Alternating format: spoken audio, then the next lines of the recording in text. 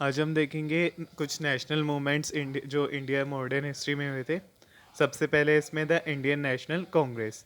जो Indian National Congress INC form हुई थी, वो फॉर्म करी थी एओ ह्यूम ने। एओ ह्यूम जो थे वो ब्रिटिश सिटीज़न थे और ये एक रिटायर्ड सिविल सर्वेंट थे। ये 1884 में से फॉर्म किया और इसका जो फर्स्ट सेशन हुआ था, ये हुआ था बॉम्बे के अंदर गोकुलदास तेजपाल संस्कृत कॉलेज में। और इसके फर्स्ट प्रेसिडेंट थे वो थे WC बैनर्जी। और इसमें जो थे टोटल 72 लोगों ने पार्टिसिपेट किया था। सेकंड हम पढ़ेंगे partition of Bengal. Partition of Bengal किसने करवाया था? उस टाइम पे जो वायसराय थे इंडिया में, वो थे लॉर्ड कर्जन। उन्होंने क्या किया कि जो बंगाल था उसे 3 पार्ट में डिवाइड कर दिया। सबसे पहले असम में, और एक पार्ट वो हो गया ईस्ट बंगाल का, और जो बाकी था वो रेस्ट ऑफ बंगाल वो बच गया। जो इसका मेन एम था वो था setup a communal gulf between Hindu and Muslim. Hindu और मुस्लिम्स के बीच में एक कम्युनल गल्फ क्रिएट करना, उनके बीच में सेपरेशन लाना। थर्ड है इसमें स्वदेशी मूवमेंट।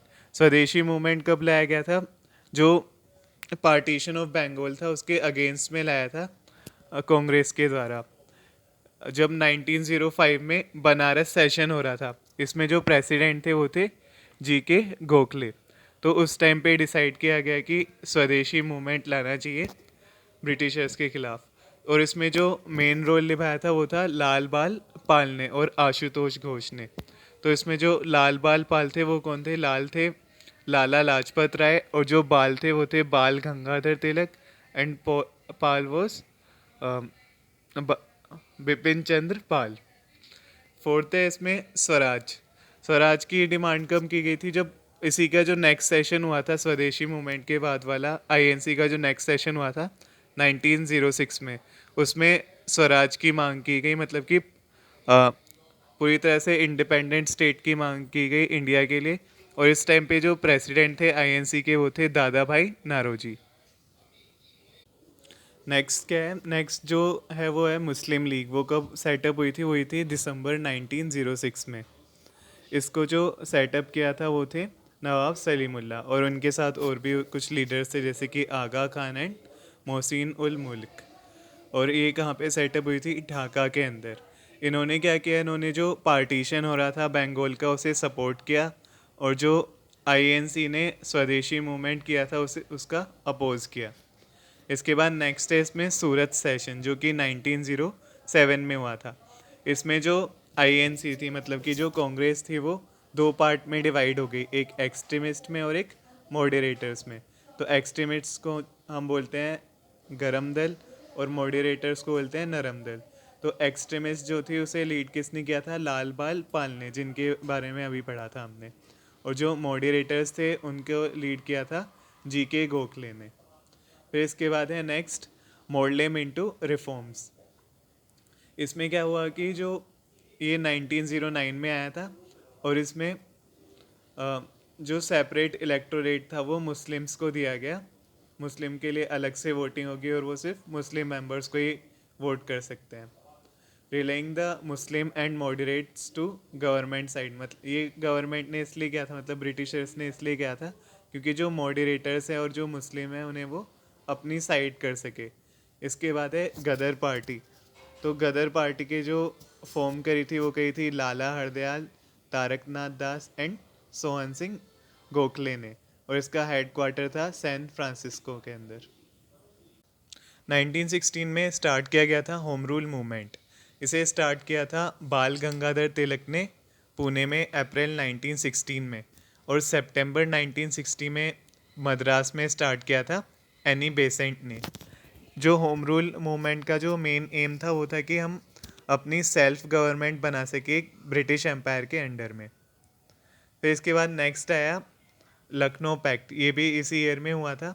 इसमें क्या था कि anti British feeling was generated among Muslim due to war between British and Turkey. जो ब्रिटिशर्स और टर्की के बीच में वॉर चल रही थी, उससे जो है जो इंडियन के मुस्लिम थे वो उनमें हेट की फीलिंग आने लगी ब्रिटिशर्स के लिए। क्योंकि जो टर्की का जो किंग होता है उसे खलीफा बोलते हैं। तो उन्हें सभी मुस्लिम एज अ अपना किंग मानते थे। लेकिन जब ब्रिटिश ने उनके ऊपर अटैक किया तो इंडिया के जो मुस्लिम्स थे वो नाराज़ हो गए, और ये एक मौका हो गया कांग्रेस और मुस्लिम लीग के लिए एक होने का। तो इसीलिए एक जॉइंट सेशन रखा गया मुस्लिम लीग और कांग्रेस का लखनऊ के अंदर। इसमें क्या हुआ कि जो सेपरेट इलेक्टोरेट थी, मतलब कि मुस्लिम के लिए अलग से जो इलेक्शंस के लिए था, वो एक्सेप्ट कर लिया था कांग्रेस ने, और दोनों ने मिलके डोमिनियन स्टेट ऑफ कंट्री की मांग की गई, मतलब कि इंडिया को फ्री करने के लिए बोला गया। नेक्स्ट है इसमें फिर रोलेट एक्ट, जो कि 1919 में आया था। ये सेडिशन कमेटी के जो हेड थे जस्टिस रोलेट, उन्होंने पास किया था। इस एक्ट के हिसाब से क्या हो सकता था कि जो गवर्नमेंट है, मतलब जो ब्रिटिशर्स हैं, वो बिना ट्रायल के, मतलब बिना किसी प्रूफ के भी उन्हें गिरफ्तार कर सकते किसी भी पर्सन को। तो इसका काफ़ी लोगों ने जो है विरोध भी किया था। फिर नेक्स्ट है इसमें खिलाफत मूवमेंट्स। जो खिलाफत मूवमेंट है वो मेन इसमें जो लीड किया था वो करा था अली ब्रदर्स ने। अली ब्रदर्स कौन थे? मोहम्मद अली एंड शौकत अली। और इसमें जो मौलाना अब्दुल कलाम आज़ाद हैं, उन्होंने भी एक लीड रोल निभाया था। ये किस लिए आया था खिलाफत मूवमेंट? जो सेम चीज़ थी कि जो टर्की का एम्पायर है उसे सपोर्ट कर सके जो इंडियन मुस्लिम है, उसके लिए ये खिलाफत मूवमेंट लाया गया था। 1920 में स्टार्ट हुआ था नॉन कोऑपरेशन मूवमेंट। इसमें क्या हुआ था? फर्स्ट मास पॉलिटिकल मूवमेंट अंदर गांधी जी। गांधी जी के टाइम पे जो सबसे पहला पॉलिटिकल मूवमेंट स्टार्ट हुआ था वो था नॉन कोऑपरेशन मूवमेंट। इसमें क्या हुआ कि काफ़ी सारे लॉयर्स ने, जितने भी जो गवर्नमेंट फील्ड में थे लोग, सब ने अपनी अपनी पोस्ट को छोड़ दिया गांधी जी के कहने पे, ताकि वो नॉन कोऑपरेट कर सके ब्रिटिशर्स के साथ में। और ये पास कब हुआ था नॉन कोऑपरेशन मूवमेंट? जब आईएनसी की जो सेशन हुआ था कलकत्ता के अंदर 1920 में। लेकिन फरवरी 12 1922 के टाइम पे गांधी जी ने इसे विड्रॉ कर लिया, क्योंकि वहाँ पे एक चोरी चोरा इंसिडेंट हुआ था गोरखपुर के अंदर। कुछ लोगों ने वायलेंस फैला दिया था और उसमें 22 पुलिसमैन जो है वो मर गए थे, उन्हें जला दिया गया था। फिर इसके बाद 1927 में आया था एक साइमन कमीशन। पहले ये एक सेक्यूरिटी कमीशन था जो कि इंडिया में कॉन्स्टिट्यूशनल रिफॉर्म को स्टडी करने के लिए आया था। लेकिन इसके ग्रुप में क्या था? सिर्फ 7 मेंबर ऑफ पार्लियामेंट थे, वो भी ब्रिटिश के, और इसमें कोई भी इंडियन शामिल नहीं था। और इसके जो चेयरमैन थे वो थे सर जॉन साइमन। तो इसमें कोई भी इंडियन नहीं था, तो इस बात से जो है इंडिया वाले जो है वो नाराज़ हो गए। तो जब 1928 में साइमन आए थे इंडिया में, तो साइमन गो बैक के स्लोगन लगे थे। फिर नेक्स्ट है लाहौर सेशन 1929। तो इसमें लाहौर सेशन में जो प्रेसिडेंट थे वो थे जवाहरलाल नेहरू, और यहाँ पे पूर्ण स्वराज, मतलब कि कंप्लीट इंडिपेंडेंस की फर्स्ट टाइम जो है वो मांग हुई थी आईएनसी के द्वारा।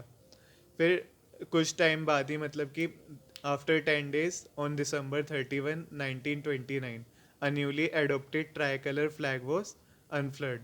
मतलब कि 31 दिसंबर 1921 को जो ट्राई कलर का फ्लैग था उसे फहराया गया था फर्स्ट टाइम। और जनवरी 26 1930 को हमने एज अ अपना पहला इंडिपेंडेंस डे मनाया था उस टाइम पे। और आगे ये कोशिश करी थी कि हर साल अब इसी डेट को मनाया जाएगा इंडिपेंडेंस डे। फिर इसके बाद क्या हुआ? डांडी मार्च 1930। इसे हम सोल्ट सत्याग्रह के नाम से भी जानते हैं। तो इसमें क्या हुआ था कि ब्रिटिशर्स ने इंडिया के लोगों को परेशान करने के लिए क्या किया कि जो सोल्ट था उस पर काफ़ी ज़्यादा टैक्स लगा दिया। तो जो पुअर लोग थे वो सोल्ट भी नहीं खरीद पा रहे थे। तो गांधी जी ने खुद सोल्ट बनाने के लिए सत्याग्रह स्टार्ट किया। वो अपने 78 और फॉलोअर्स के साथ जो है साबरमती आश्रम से एक विलेज है डांडी, उसकी तरफ चलने लगे। और ये जो डांडी विलेज है वो एक नावासरी डिस्ट्रिक्ट में है। और ये इसे हम सिविल डिसोबीडियंट मूवमेंट के नाम से भी जानते हैं, डांडी मार्च को।